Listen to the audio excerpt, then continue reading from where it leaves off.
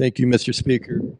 I rise in support of the gentleman's amendment as well. Many of us on both sides of the aisle has served our country. We took an oath to defend that Constitution, and we watched our brethren, some of us, watched our brethren bleed out in defense of our Bill of Rights.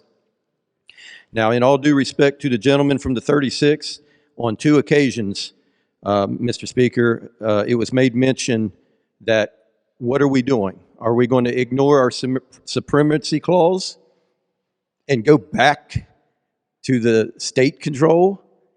Well, I would submit to this body that the supremacy clause came about in 1787.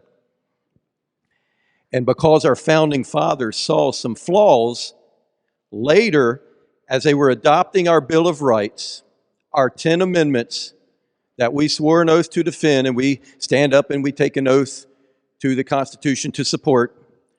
In 1791, our founding fathers thought it wise enough to give us the 10th Amendment of our Bill of Rights.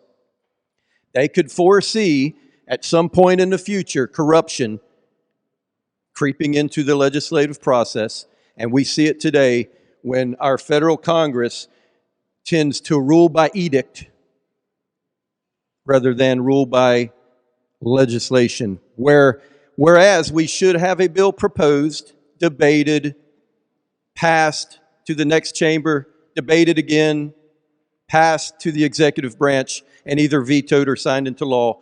We see that not happening increasingly more and more.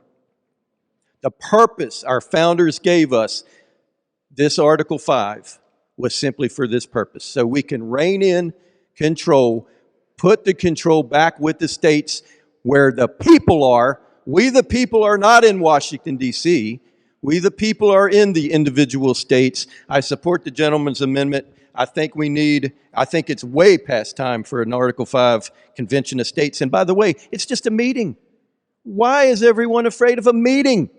It's an opportunity for individual states to get together and discuss some issues that may be gradually eroding away the freedoms that we have and that we should strive to maintain in this country. Thank you, Mr. Speaker.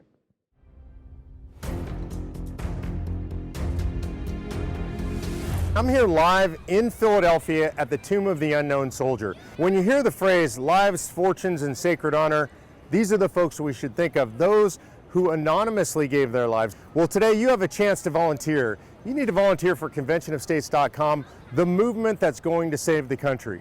These folks are willing to step up and give everything. We need you to give just a little bit. Go to conventionofstates.com and volunteer today.